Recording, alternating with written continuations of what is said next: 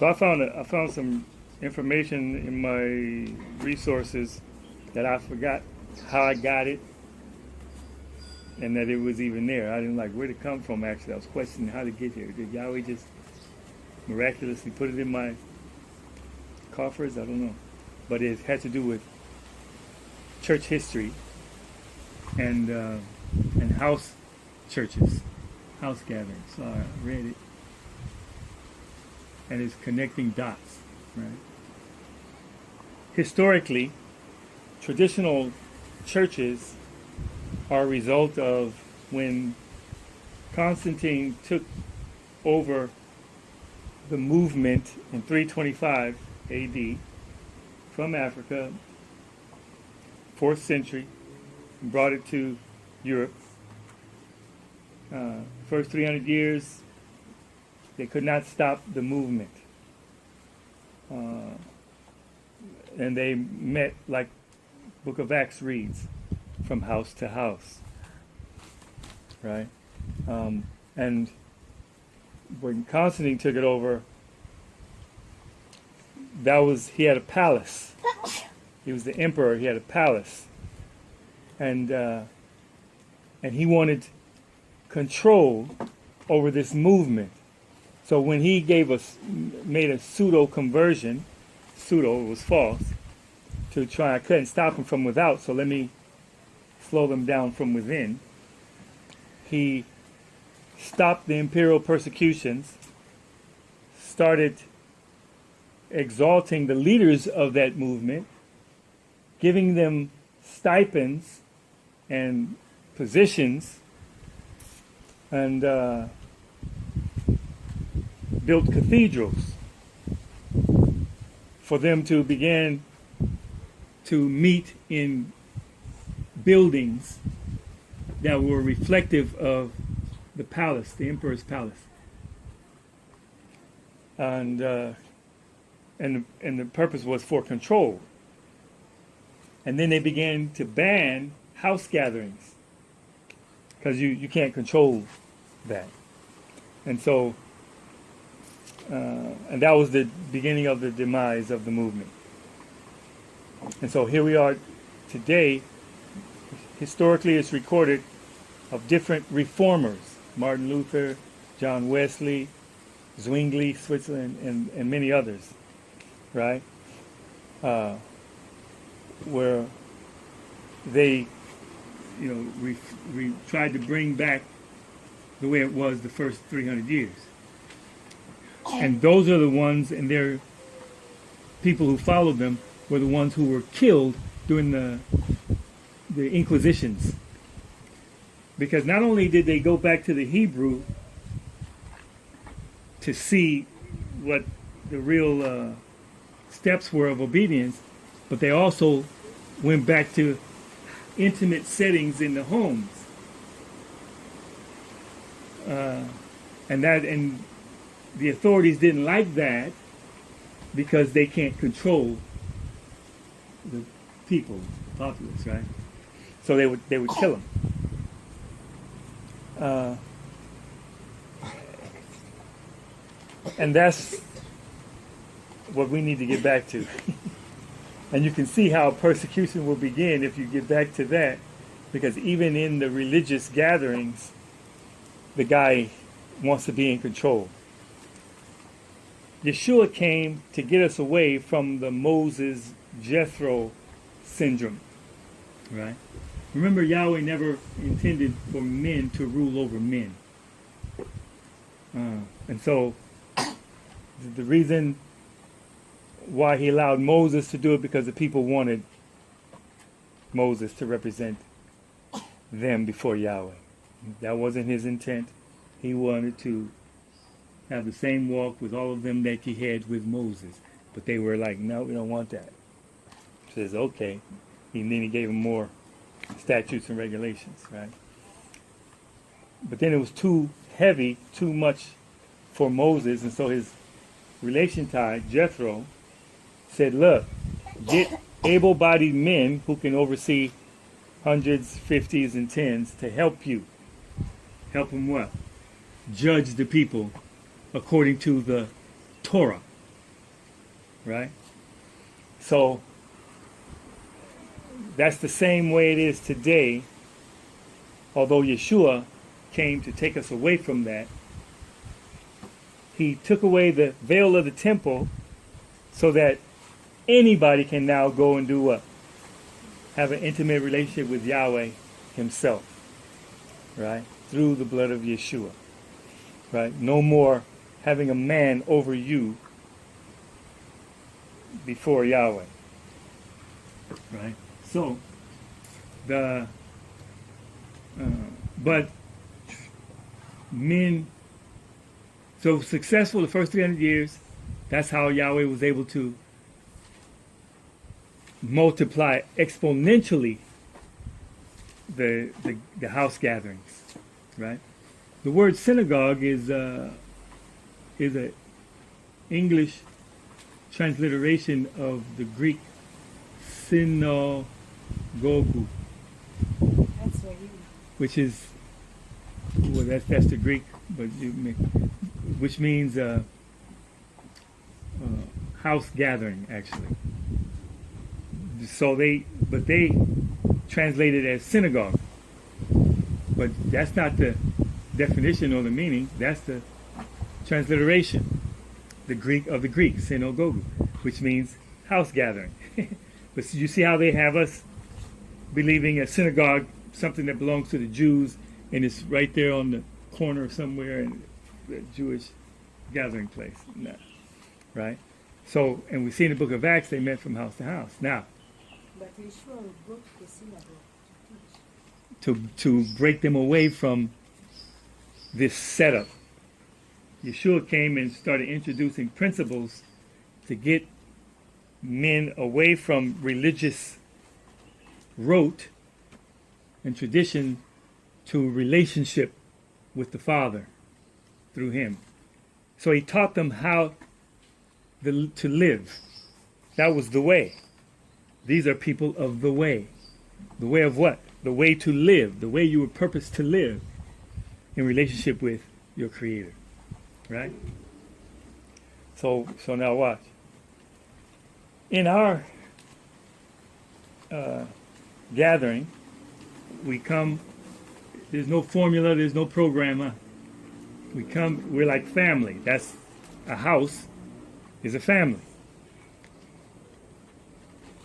And family, there's no ego. You know what I'm saying? Everybody's real with one another. Is that right?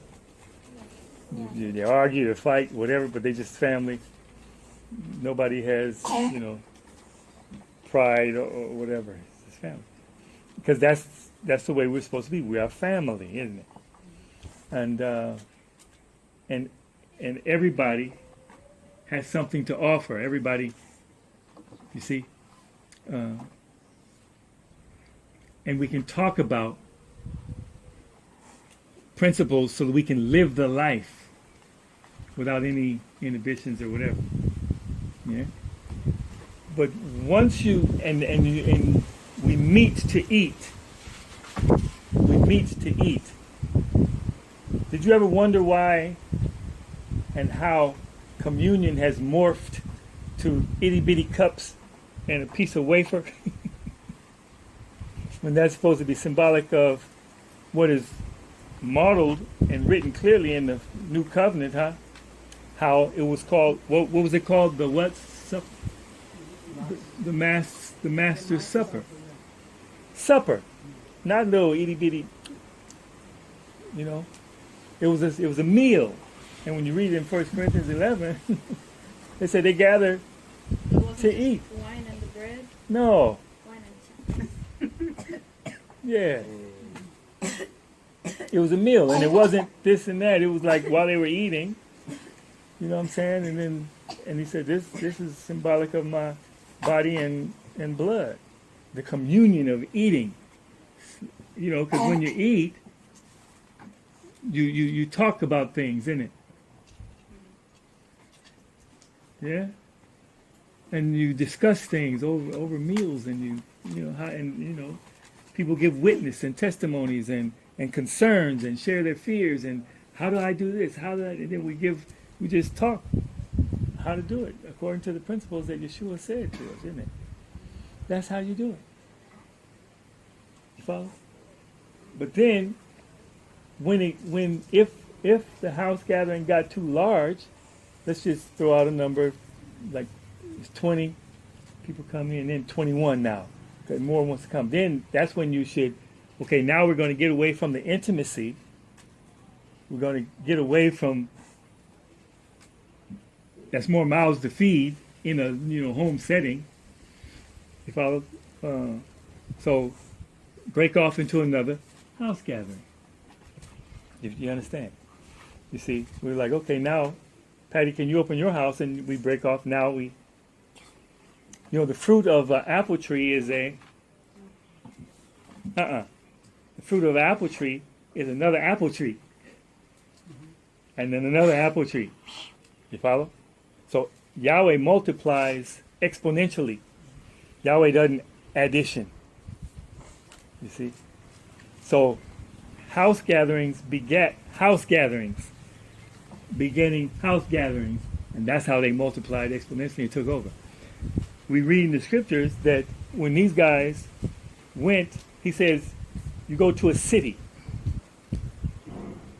and you find a house that opens up to you and you speak peace to it. And you stay there, you eat what they give you, whatever, and you teach the way. Making learners of me, and you teach the way. Right? And then that house will birth another house, and that's how they took the cities. That's how they would take the cities. Right? Because if you keep growing in the same house, then you lose the intimacy. And then you have to become formal in keeping it orderly and structured because there's too many people now. You understand?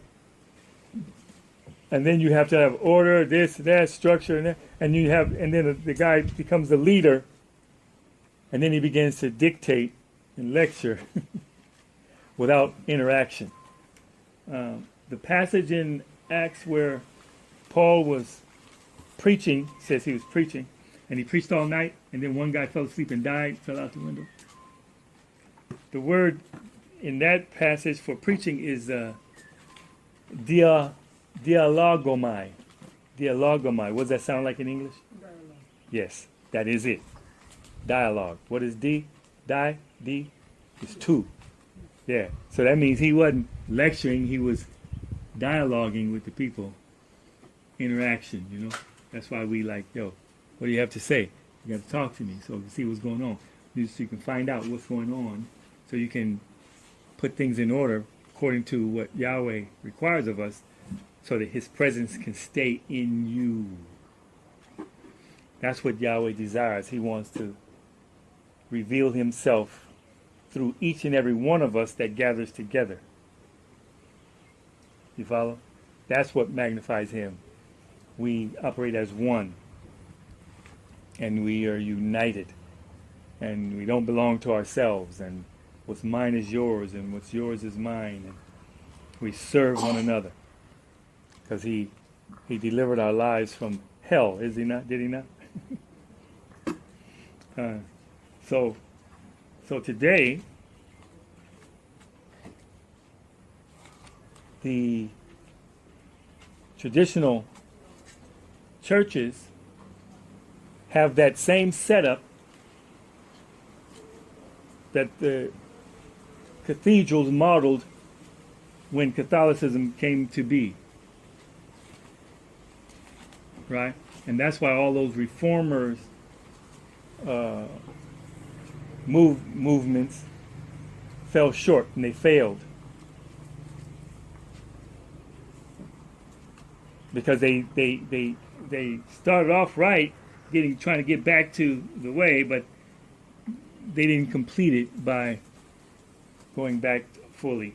Because every time they did, they were pursued and killed. Because the control was lost. And that's what we need to get back to today. You see. And that is why all these individual churches and denominations are not accomplishing the purpose by which they are meeting every Sunday and the Bible study gatherings throughout the week is doing nothing to bring about the magnifying of Yahweh in their land, is it? People go, you know, we're selfish in our nature, right? So we've been conditioned to go to a church building. We don't have to be known. We don't have to say anything. We can just give the appearance that we are with the Christian movement, sing the songs, say amen, listen to the teaching, give our offerings, and then go back to our selfishness. Huh?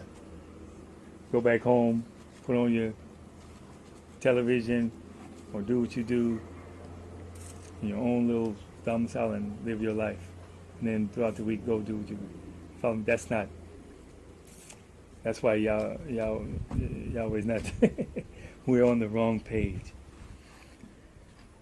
When we come back to intimacy, or you said about knowing in the house. You know, Yeshua lived with his 12 disciples. He lived with them. We don't do that today.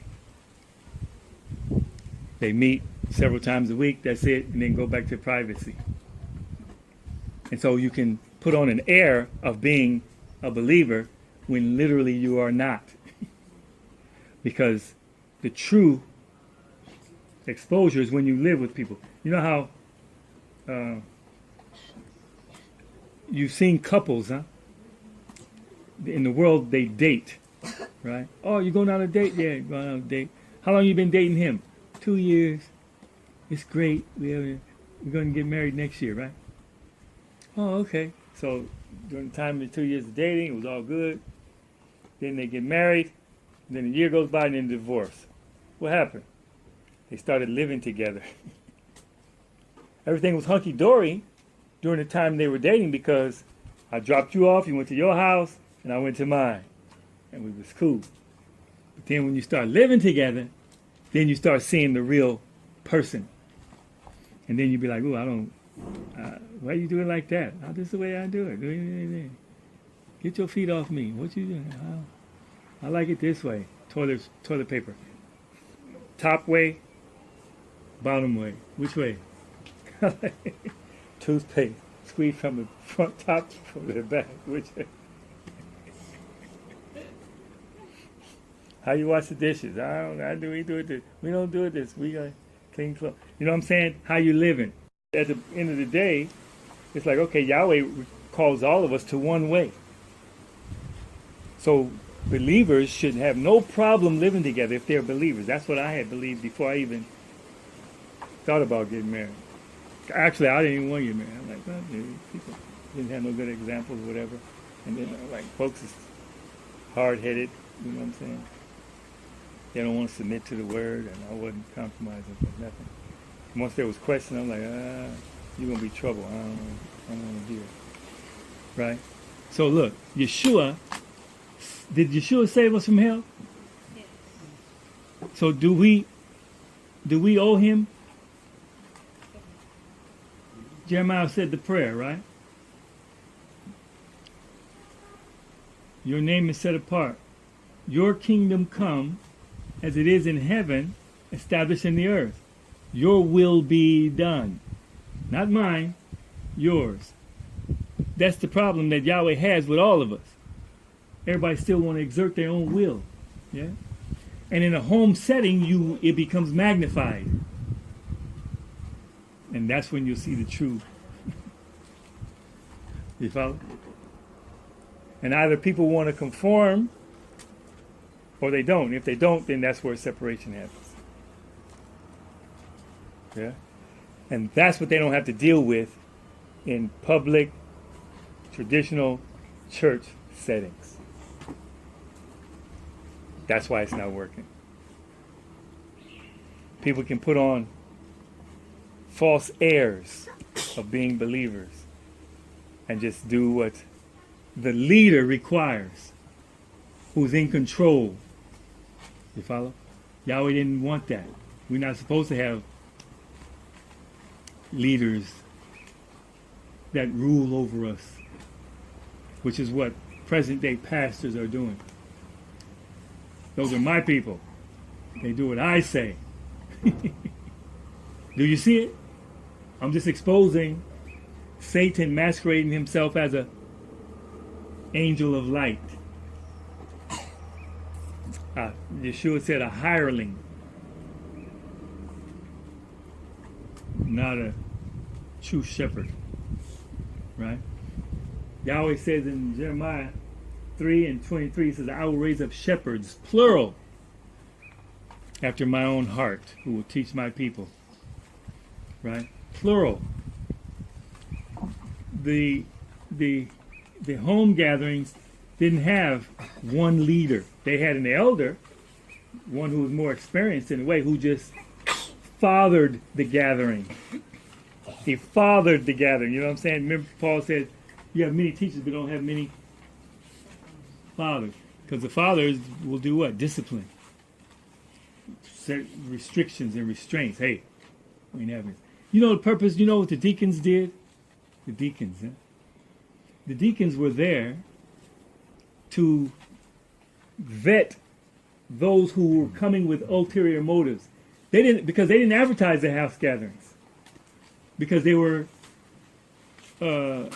concerned with people coming in there to persecute. They didn't go out to advertise, hey, come, we have a meeting over here, send out flyers, come to our meeting. Because they want to, add to their numbers, get people saved, but not discipled. You see, the traditional church gathering, right? But in the early movement, the house gatherings were not advertised. They just did it. And by the time it was recognized something was happening, it was too late. There was too many of them. You follow? And so then when they started persecuting them, they exponentially increased. You follow? You see, so, and that's how they took over the city. Now watch this. You all are smart. Yahweh help them get it in Yeshua's name. In Revelations, right? You're made in Yahweh's image so you can understand all things. In Revelations 1, it says, this is the verse 11. It says, I am the Aleph and the Tau, the first and the last. And what you see, write in a book and send it to the 7 churches which are in Asia. And he shares it. To Ephesus, to Smyrna, to Pergamos, to Thyatira, to Sardis, to Philadelphia, and to Laodicea. He said, send it to the 7 churches which are in Asia. Asia's big. You can imagine they had more than just 7, right? Watch this. Verse 20 says, the mystery of the 7 stars, which you saw in my right hand, and the 7 golden lampstands. The 7 stars are the angels of the 7 churches. Okay, get it. The 7 stars are the angels of the what? Right. Okay. And the 7 lampstands, which you saw, are the 7 churches. Okay? Angels, 7 angels, 1 angel over a assembly, what they call church, right? And then the church, there were 7 lampstands, and each lampstand was one of the assemblies or churches, right? 7, Shavah, that lampstand was the menorah. That was the menorah that was in the tabernacle, yeah? That lit up. So you had the bread of presence, and then the altar of incense, prayers of the saints, right? So the menorah had how many candlesticks? 7. So Shavah also means full or fully. All right. So he has 7 stars, which is an angel, over 7 churches.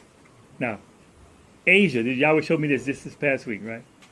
He said, look, the 7 churches which you saw in Asia are Ephesus, that's a city. Smyrna, that's a city. Pergamos, Thyatira, Sardis, Philadelphia, and Laodicea. Those are cities. The assemblies in the city was labeled as one.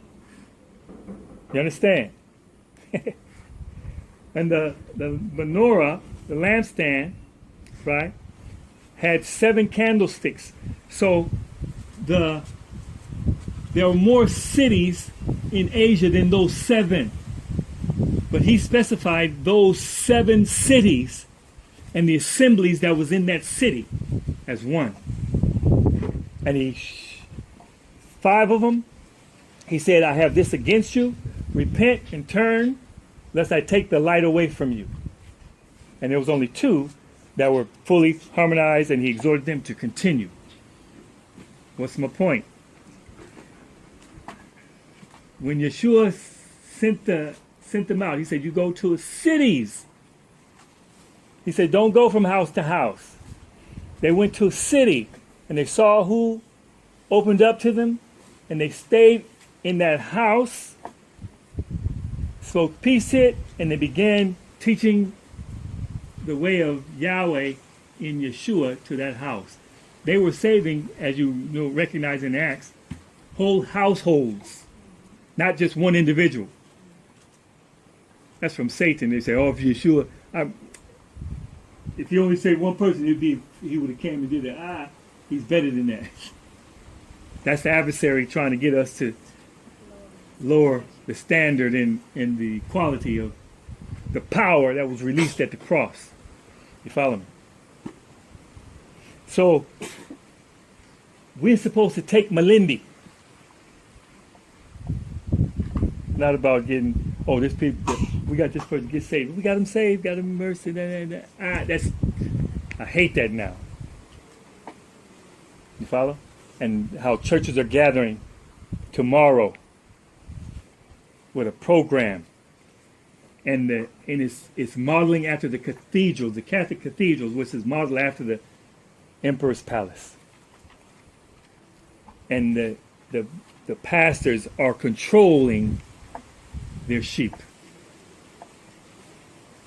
And the large churches that have thousands, they do like Jethro told Moses. They raise up other guys to oversee this group and that group, in their church. Youth pastors, women pastors. Denomination, yeah, you follow what I'm saying? It's wrong.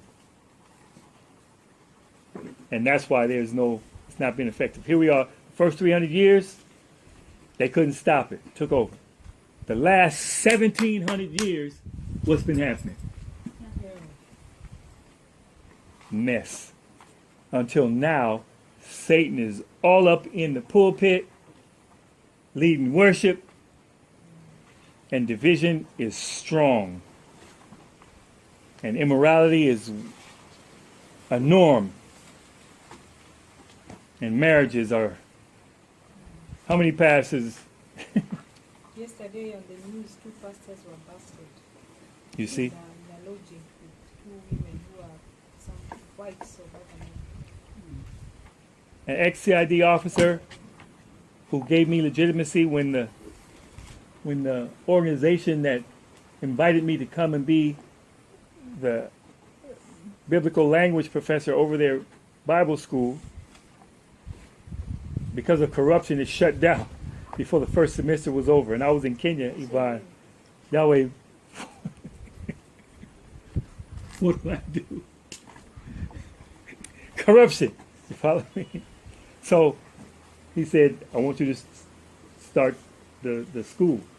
And then he divinely hooked everything up, got on radio, TV, whatever like that, and Tanakh Assembly. We started May 10th, 2005.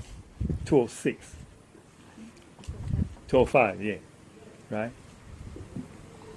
So he said, look, if you can endure the envy and jealousy of these bishops, pastors, and spiritual leaders, I will give you legitimacy to continue. So he made me a part of his ministerial organization, right? He said, just don't violate our laws. I'm like, oh, if you can endure that, because they ain't gonna like you, right? And he did it. He says, because he was a CID officer during the Moy era. Under Moy, you guys was doing much better than what you're doing now. Under Moy, it was good. The dollar, the Kenyan shilling was strong. Morality was in place. He blocked Western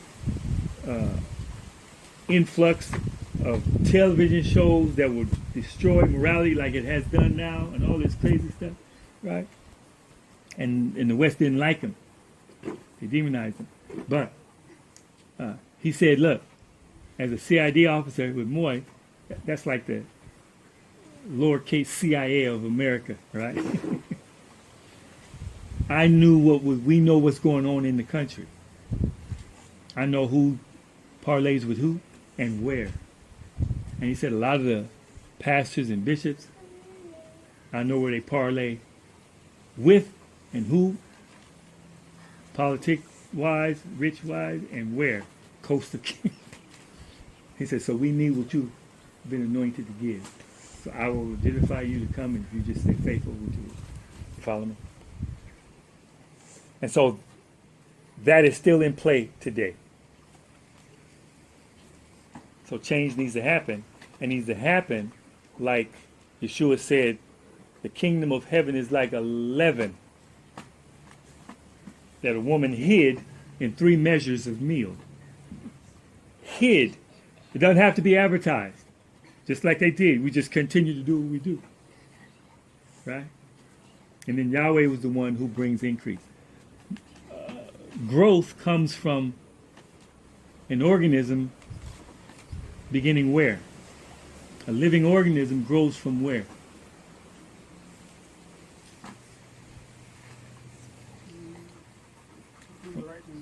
From internally. Yeah, it has nothing to do with, right environment, yeah, but a cell does what? Living organism. Organizations are controlled to bring increase. Organisms, you can't stop it from growing if the environment is proper, whatnot. You can't control the growth. Traditional church groups, gatherings, denominations are controlled by men, and they come up with ideas on how to add to their numbers. Isn't that right? That's what's happening.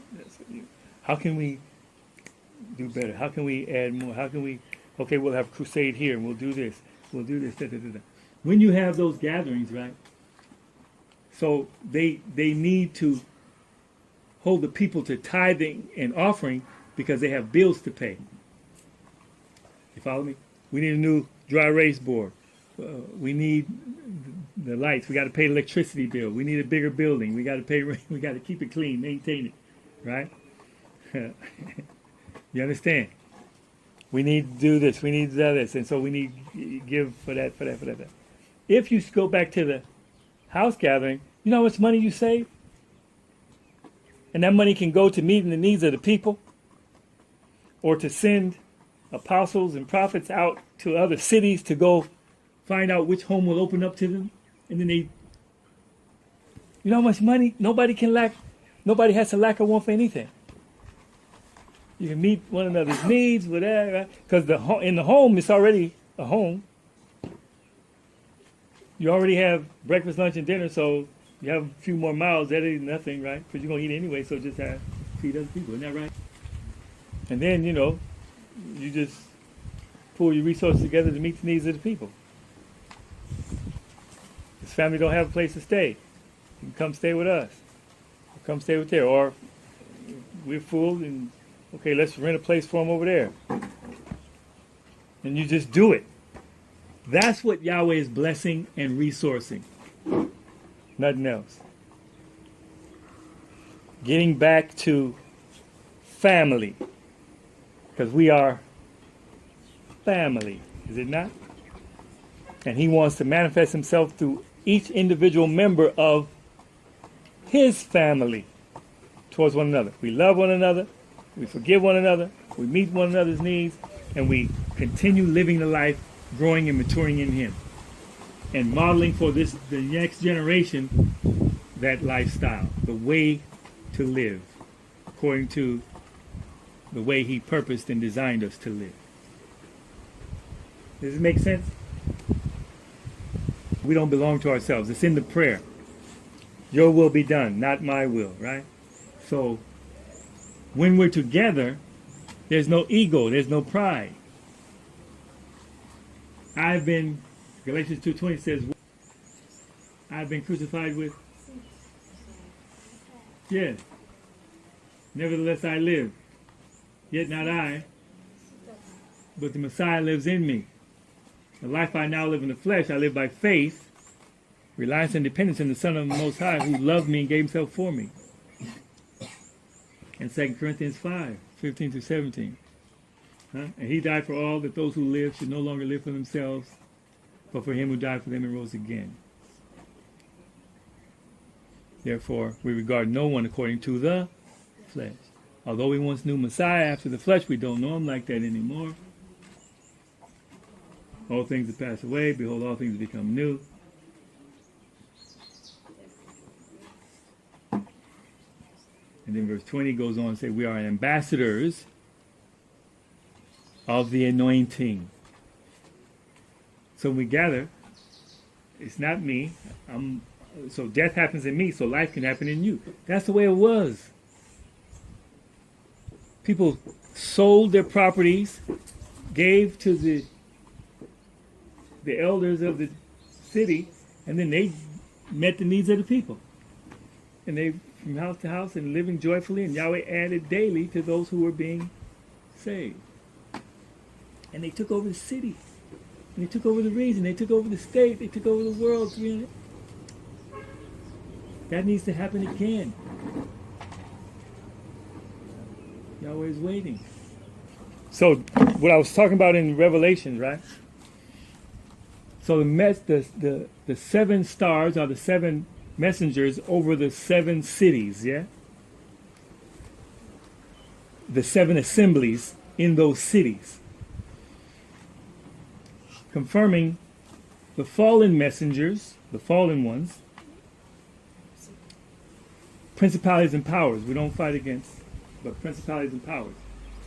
The fallen messengers have been assigned regions and principalities. A principality is a city, right? They oversee regions. So it confirms that as we increase, so like Malindi had a spirit of mammon. Okay, that spirit of mammon is all over the world, right? Everybody, and a fallen messenger that controlled the sex culture, perversion, immorality, all that over this little town. But now we're here, and we like, those dudes are bound. And so now the light is slowly dispelling the darkness, and people are waking up. Yeah? Until we take the whole city, and then stuff stops. We keep doing what we're doing. Like, you guys, we know we're 2 families that are of the way here in Malindi. Right? So we want to believe Yahweh that he create more. Right? So it confirms that, I understand. That's why Yeshua said, you take the city. And if they reject you, if the house rejects you, then you shake the dust off your feet and go to the next city. Follow? And then watch him He's the one that brings the growth. He's the one that brings the increase. Traditionally, the traditional way that we've been born into, men have been controlling and running what's supposed to be Yahweh's bride. That's Satan's bride, the church. Okay? And so we want to be the generation that gives him another opportunity to bring a reformation, to reset humanity back to the way that will allow Yahweh to magnify his name and fulfill the promises that are in Scripture. That he'll make Jerusalem a praise in all the earth, make her a nation above the nations, whereby we will not borrow, but we will lend. Whereby we will possess the gates of our enemies. Do you understand all the promises? Behold, I give you power to tread on serpents and scorpions and over all the power of the enemy, and nothing shall by any means harm you. You follow? Nothing. If you drink anything deadly, if they try to poison you, it won't be effective. And they'll know that this one is a true one. We can't.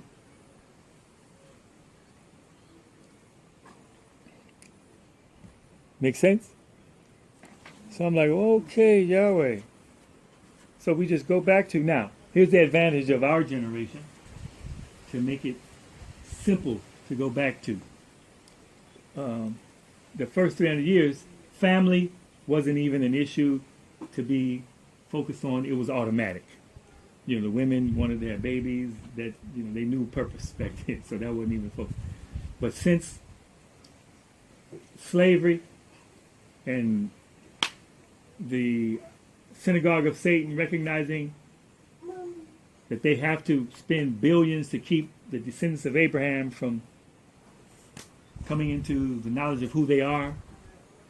They've been doing everything to neutralize the black male, the descendant of Abraham, right? And destroy the black family, the descendants of Abraham, right?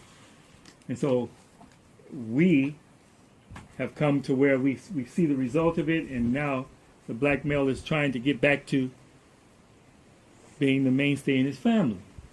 But the system and society has structure set up for him not to do that.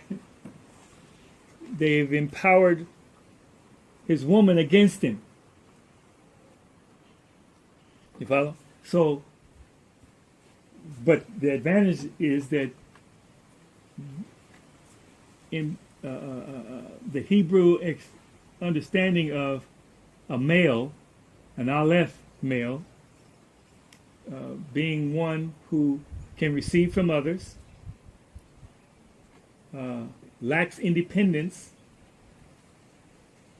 from Yahweh, he recognizes that. A leader whose followers lack independence, his Nikevas, his children lack independence of him. He's a husband, he's a friend, so that'll protect them from dictatorship in the home. And it's also an ox, a strong, suffering servant, right? That yokes and guides and mentors the younger. That's the Aleph male. And the first covenant ends with a prophecy when the spirit of Elijah, right? My power is Yahweh. That's what the name Elijah means. When the spirit of Elijah comes, parallel to establishing of the kingdom, which my power is Yahweh, men who recognize that, they lack independence, and they declare my power is Yahweh, right? He'll turn the hearts of the fathers to the children, and with that initiating move, the children will automatically respond back to the father, and the hearts of the children to the father. But it's initiated by the father. You follow me? So in Psalm 68, Yahweh brings back the solitary in family. Right? So with that focus, we being victims of the success of the destruction of the black family by destabilizing the black male, descendants of Abraham, right? With that focus in mind, the priority is a man to restore relationship to his children, restore relationship to his woman, heal her, cover and serve her to the point of her developing, after healing, to becoming a virtuous woman, and giving back the identity to his children from him, his presence, right? And protecting and providing for his family, covering and serving his woman, and providing discipline and direction to the children. That is what Yahweh is blessing. That is what Yahweh is resourcing. That is what Yahweh is multiplying exponentially and directing. Amen. So we focus on that, then he'll do the rest. He'll bring the increase, and then your house will birth another house, will birth another house, birth another house. And then, so you have house gatherings and celebrations once every 2 months or so. That's how they took over the city, right? So you got a lot of houses now, boom, boom, boom, boom, boom, and they meet, right? And then once designated time, once a month or whatever, you meet somewhere in a celebration.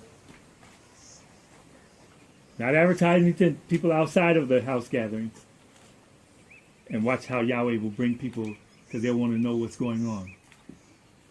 Once in a while they see all these big group of people come together celebrating, rejoicing, testifying, singing, true joy. Follow me? Meeting their other brethren and rejoicing and giving witness of the presence of the Most High. That's what took over the world the first 300 years. That's what they did. House gatherings and celebration. You follow? And then that can't be stopped. It violates no laws, no human systemic setups. It will just expose ill or malintent of your government if they try to stop it. Which, in that case, you have authority over it, because that's Satan operating through them to try and stop. But then that's an oxymoron, because Satan can't stop light. Darkness can't